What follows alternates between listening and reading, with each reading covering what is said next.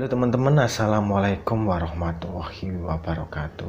Berjumpa lagi dengan saya Hidayat. Semoga teman-teman yang menonton video ini, terutama yang mensubscribe channel ini, saya doakan semuanya selalu diberi limpahan rezeki, sehat walafiat, selalu diberikan karunia dan terkabul semua hajat yang teman-teman inginkan semua.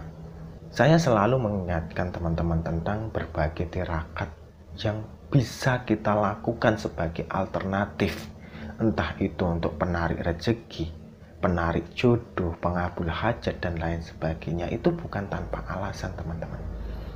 Ada memang tirakat-tirakat yang merupakan asimilasi atau perpaduan dari budaya yang kita miliki dengan budaya yang ada di Arab serta keyakinan dari agama kita. Akan tetapi banyak sekali manfaat yang justru ketika budaya-budaya itu kita serap, amalan-amalan itu kita amalkan, itu manfaatnya luar biasa. Bukankah yang namanya tirakat itu berasal dari kata torekot yang artinya adalah jalan? Jalan seperti apa? Bahwa ketika kita bertirakat itu kita membuat suatu jalan.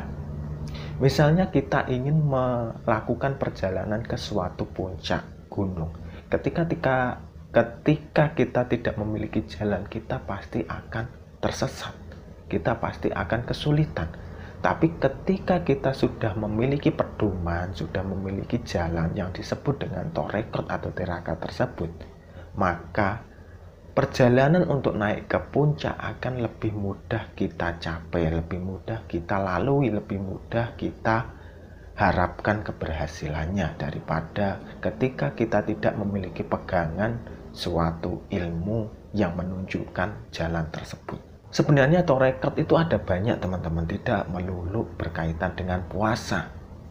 Bahkan apa yang para YouTuber lain itu persembahkan, misalnya kita sebut saja ada YouTuber DN Resutari. Ini salah satu YouTuber yang mengungkapkan berbagai ilmu yang terkait dengan sholawat.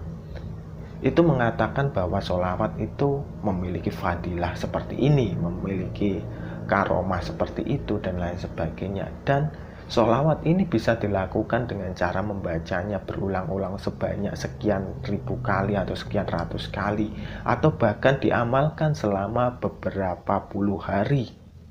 Itu bukan suatu hal yang perlu diperdebatkan, teman-teman. Karena kita ketika mengungkap suatu tirakat, misalnya itu adalah sholawat yang dibaca berulang-ulang, itu menunjukkan suatu keyakinan kita, suatu usaha kita bahwa hal tersebut kita lakukan dengan cara yang sungguh-sungguh. Itu belum lagi kalau kita melakukan selama berhari-hari, entah itu 21 hari, 40 hari, 41 hari, dan lain sebagainya, 100 hari. Maka itu adalah bentuk suatu keistiqomahan. Ini bukan suatu alasan juga. Karena orang yang menjalankan suatu tirakat, menjalankan suatu lelaku, tapi dilakukan berulang-ulang selama beberapa hari, berpuluh-puluh hari, itu biasanya akan membentuk suatu habit atau kebiasaan baru yang cenderung akan menuntun kita pada pola hidup yang baru. Dan sholawat sebenarnya memiliki khasiat yang luar biasa.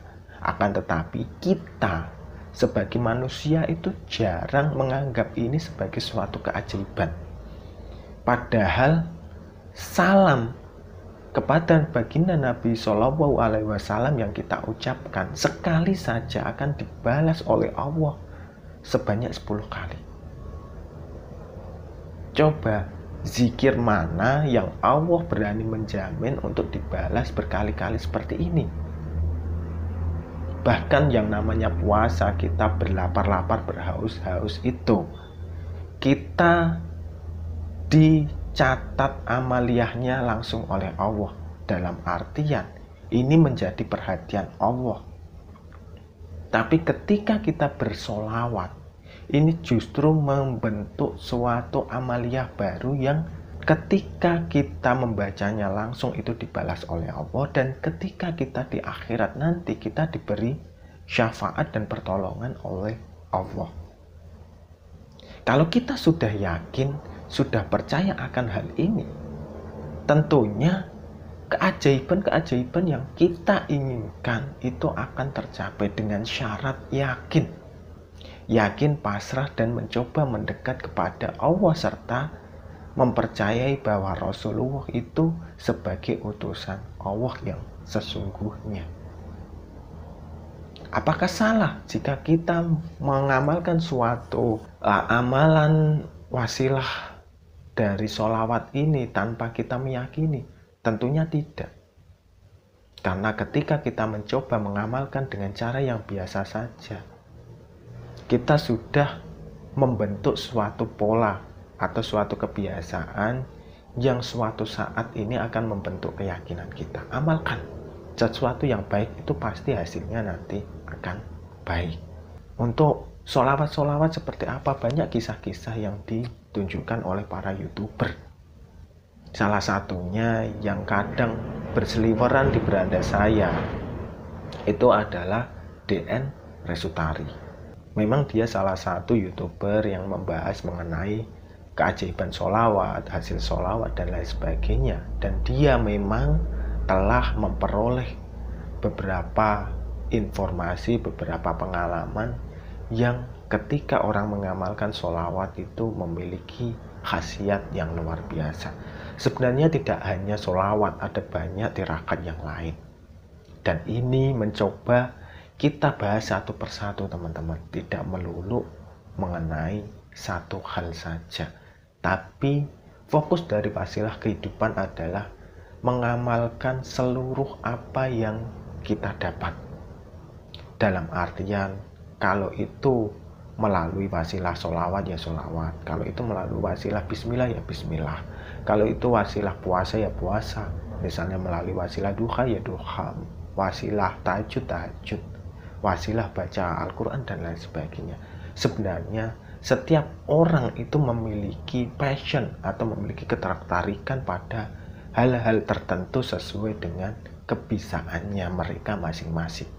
Ada orang yang sibuk bekerja di pagi hari, mereka tidak bisa bangun malam untuk tahajud, maka mereka melakukan hal yang lain, misalnya puasa, tapi mereka bekerja berat, tentunya tidak bisa, maka bisa menggunakan sholawat atau bismillah.